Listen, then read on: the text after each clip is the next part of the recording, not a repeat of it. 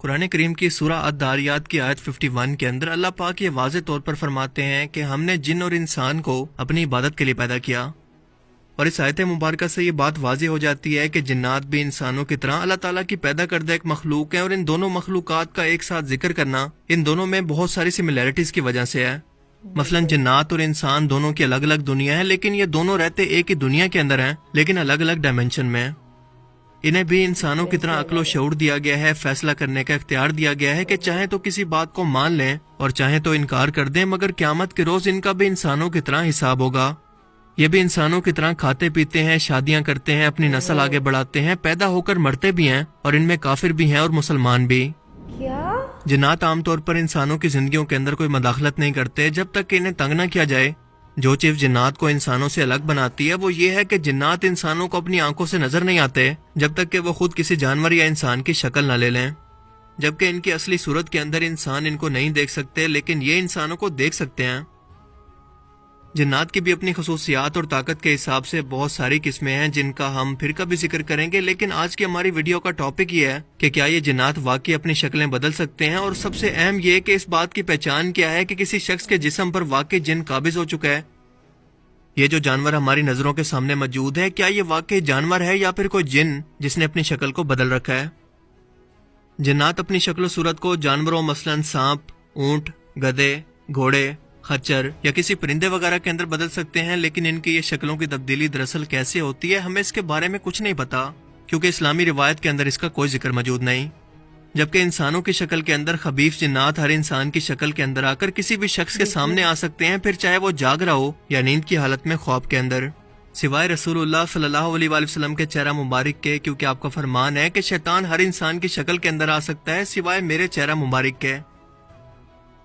حضرت ابو سعید خدری رضی اللہ تعالیٰ عنہ سے روایت ہے کہ رسول اللہ صلی اللہ علیہ وآلہ وسلم نے فرمایا کہ مدینہ کے اندر کچھ جنات نے اسلام قبول کر لیا ہے، لہٰذا اگر تم کوئی سانپ دیکھو تو 3 مرتبہ اذان دو کہ وہ چلا جائے، اور اگر وہ تب بھی نہ جائے تو اسے قتل کر دو۔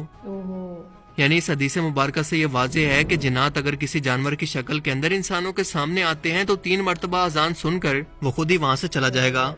کیونکہ عام طور پر شیطانی جنات ہی انسانوں کو پریشان کرنے کے لیے اپنا روپ بدلتے ہیں، جو کہ اللہ کا کلام سن کر وہاں سے بھاگ جاتے ہیں، بالکل ایسے ہی جیسا کہ اللہ کے رسول نے بیت الخلاء جانے پر، نئے کپڑے پہننے پر اور کھانا کھانے تک کی دعائیں تلقین فرمائی، جس کا مقصد یہی تھا کہ کوئی بھی شیطانی جنات جو کہ آس پاس موجود ہو وہ اللہ کے اس کلام کو سن کر وہاں سے بھاگ جائے، کسی بھی طرح سے انسانوں کے اس کام کے اندر وہ شامل نہ ہو سکے، کیونکہ رسول اللہ صلی اللہ علیہ وآلہ وسلم کا فرمان ہے کہ جب بھی تکبیر پڑی جاتی ہے تو شیطان وہاں سے خوف کھا کر بھاگ جاتا ہے۔ حضرت ابو ہریرہ کا ایک واقعہ بہت ہی مشہور ہے کہ وہ صدقہ و فطرانہ کی کھجوروں کی حفاظت کی ڈیوٹی پر تھے کہ شیطان انسانی شکل کے اندر آ کر ان کھجوروں کو چوری کرنے لگا۔ حضرت ابو ہریرہ نے اس کو پکڑ لیا اور یہ شخص بہت زیادہ منتیں سماجتیں کرنے لگا تو اسے چھوڑ دیا، لیکن یہ شخص مسلسل 3 دن تک ایسے ہی آتا رہا، اور ہر بار ابو ہریرہ اس کو پکڑ لیتے، لیکن تیسری بار پکڑنے پر اس شخص نے کہا کہ مجھے چھوڑ دو اور میں تمہیں ایسا وظیفہ بتاؤں گا کہ اگر تم اسے سوتے ہوئے پڑھ لو تو صبح تک کوئی بھی شیطان تمہارے قریب تک نہیں آ سکتا، اور وہ ہے آیت الکرسی۔ اچھا، آیت الکرسی۔ حضرت ابو ہریرہ نے یہ واقعہ رسول اللہ صلی اللہ علیہ وآلہ وسلم کو بیان کیا تو آپ نے تصدیق کی کہ ہاں وہ شیطان ہی تھا، ویسے تو وہ جھوٹا ہے لیکن یہ بات اس نے بالکل سچ کیا ہے۔ اب سب سے اہم سوال یہ ہے کہ شیطان جن کی پہچان ہم انسان کیسے کریں کہ سامنے واقعی کوئی جانور موجود ہے یا واقعی میں کوئی جن کسی انسان کے جسم پر قابض ہے یا اس شخص کو کوئی دماغی مرض ہے۔ اس کی بہت ساری نشانیاں ہیں جو کہ آپ کو اچھی طرح سے آبزرو کرنی چاہیے، اور ایک ایک کر کے ہم ان سب کو ڈسکس کریں گے۔ پہلا کیس تو ہم ڈسکس کر چکے ہیں کہ اگر وہ کسی جانور کی شکل کے اندر ہوگا تو 3 مرتبہ اذان دیتے ہی خود ہی وہاں سے غائب ہو جائے گا، یعنی آپ کو یہ سمجھ نہیں آئے گا کہ یہ آیا کس راستے سے تھا اور اچانک سے کس راستے سے غائب ہو گیا۔ لہٰذا اب دوسرا کیس ڈسکس کرتے ہیں کہ اگر یہ جنات کسی انسانی جسم پر قابض ہو جائیں تو اس کی پہچان کیسے ہوگی۔ پہلی بات ہمارے لیے سمجھنا ضروری ہے کہ جنات کے جسم انسانوں کی طرح نہیں ہوتے، بلکہ ان کے اندر ریڑھ کی ہڈی بالکل نہیں ہوتی جیسے کہ انسانوں میں ہوتی ہے۔ ان کا جسم برفانی سمندر کے اندر موجود والرس یا سی لائن کی طرح گوشت کے لوتھڑے جیسا ہوتا ہے، جیسے پرانے وقتوں کے اندر پانی کے مشکیزے ہوا کرتے تھے۔ لہٰذا ان کے انگوٹھے بھی نہیں ہوتے جو کہ ہڈی کی وجہ سے بنتے ہیں۔ جب یہ کسی جسم پر مسلط ہوتے ہیں تو سب سے بڑی علامت یہ ہے کہ وہ شخص پلکیں نہیں جھپکتا، وہ اپنی آنکھوں کو ایک جگہ پر مرکوز کر لیتا ہے، بالکل مردے کی طرح، جیسے کوئی کوبرا سانپ اپنی نظروں کو ایک جگہ پر ٹکا لیتا ہے۔ مسلسل ایک ہی جگہ پر دیکھ کر اس کی گردن، اس کی آنکھیں اور اس کی پلکیں بالکل ایک ہی جگہ پر سٹل ہوں گی۔ دوسری علامت کہ شخص کے پاس سے آپ کو ایسی سمیل آئے گی جیسے کسی گوشت کو پکایا جا رہا ہو، جیسے ہمارے ہاں آج کل کوئلے پر کباب بھونے جاتے ہیں۔ جب بھی آپ کسی ایسے آسیب زدہ گھر کے اندر داخل ہوں اور آپ کو وہاں پر اسی طرح کی سمیل آئے تو سمجھ جائیں کہ یہاں پر آس پاس کہیں پر جنات موجود ہیں۔ آسیب زدہ شخص آنکھیں اٹھا کر اوپر کو نہیں دیکھ سکتا، اس کی پلکیں بالکل جھکی رہتی ہیں، اس کا دل بالکل بوجھل ہو جاتا ہے جیسے کسی نے مٹھی کے اندر پکڑ لیا ہو۔ چوتھی علامت کہ اس شخص سے آپ کو ایسی سمیل آئے گی جیسے جانور کی کھال کو کئی دنوں کے لیے رکھ کر چھوڑ دیا جائے۔ پانچویں علامت کہ وہ شخص ایسی چیزوں کو دیکھنے کا دعویٰ کرے گا جو کہ موجود ہی نہ ہو۔ ایسا شخص چیخو پکار کرے گا، خوف زدہ ہوگا اور اس کی آواز کافی بھاری ہو جائے گی، جس کا علاج تکبیر یعنی اللہ کی بڑائی بیان کرنے والے ہر کلام سے ممکن ہے، کیونکہ اس طرح کے شیطانی جنات اس کلام سے خوف کھاتے ہیں۔ اچھا، اور دوسرا طریقہ یہ ہے کہ کیونکہ جنات کو بغیر دھوئیں والی آگ سے پیدا کیا گیا ہے اور آگ کا سب سے بہترین علاج ہے پانی، لہٰذا ایسی جگہ پر جہاں پر جنات کی موجودگی کا شک ہو وہاں پر وضو کرنا چاہیے۔ اچھا، تیسرا علاج جو کہ احادیث مبارکہ کے اندر تو موجود نہیں، لیکن یہ علامہ جلال الدین سیوطی نے بتایا کہ گھر کے اندر سفید مرغ کو پال لینا جس پر کوئی داغ نہ ہو،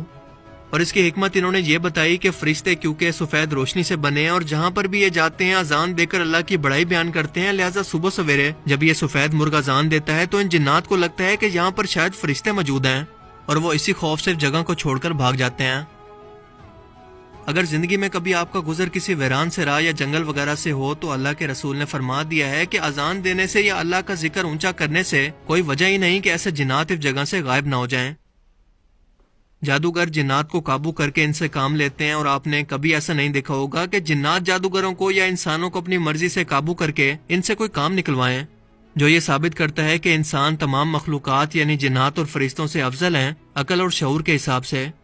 اسی لیے آدم علیہ السلام کی تخلیق کے بعد جب ان دونوں مخلوقات سے آدم علیہ السلام کو سجدہ کروایا گیا تو اسی لیے کروایا گیا کہ انسان ان دونوں مخلوقات سے افضل ہے، کیونکہ اس وقت وہاں پر فرشتے بھی موجود تھے اور شیطان بھی جو کہ جنوں میں سے تھا،